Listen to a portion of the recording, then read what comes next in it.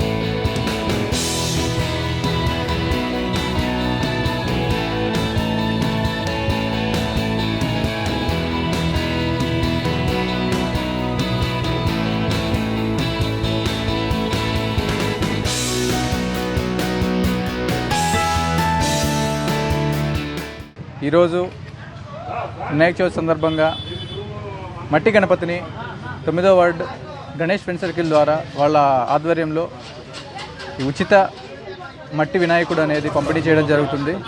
Padmavati hostel సహకారంతో మట్టి గణపతి అనేది పంపిణీ చేయడం జరుగుతుంది. ఎందుకంటే వినాయక చవితి అనగా మనందరికీ బాగా ఇష్టమైన పండుగ. సో ఈ పండుగను అందంగా ఆనందంగా ఆయుర ఆరోగ్యాలతో చక్కగా జరుపుకోవాలని చెప్పేసి మనస్ఫూర్తిగా కోరుకుంటున్నాను.